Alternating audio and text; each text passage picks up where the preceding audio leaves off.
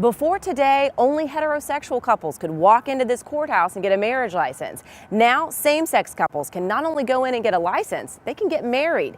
And a lot of people took advantage of both opportunities. Congratulations! Woo!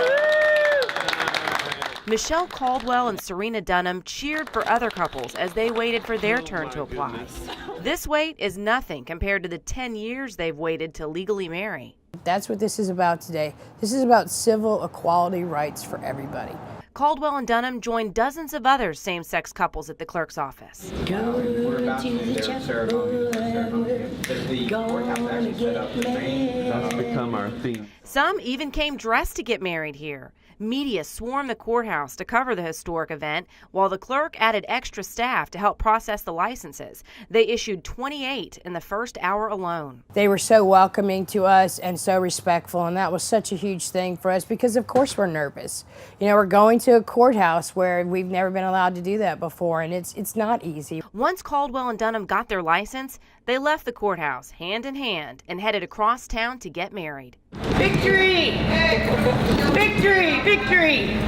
Trying to get to the church on time. Get to the church on time, and I'll be at the church on time. Holy Cross Metropolitan Community Church and LBGT All-Affirming Congregation offered free ceremonies to couples all day. Caldwell and Dunham were the first to wed. They had a commitment ceremony 10 years ago, but they wanted to make it legal. Reverend Booth Iberg, who is also in a same-sex marriage, performed the service.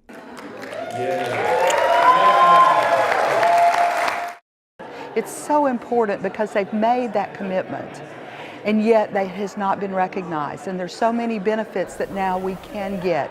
We are accepted. We know we've been accepted by God. Now we are accepted, or at least legal, in the whole community, in the whole state of Florida, and that just means so much for us. Caldwell and Dunham brought their 7-year-old adopted daughter Jada to the ceremony, but it wasn't an easy decision. We struggled whether or not we were going to actually let her come today. And she said, but I really want to come. Wait for the music. And I said, well, Jada, you know, what are your friends going to say at school? And she says, I don't care, I really want to come. I have 2 moms and I want to go. So that was our deciding decision in letting her come, to let her be here and let her see history being made. Afterwards, the two celebrated with family and friends.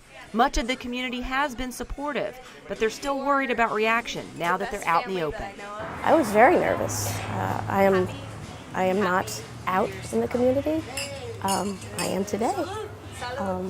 And I am completely at peace with that. God has given me a sense of peace. I have a very supportive family. And I just know that any trials or backlash, that I have enough support in the community that we can get through anything.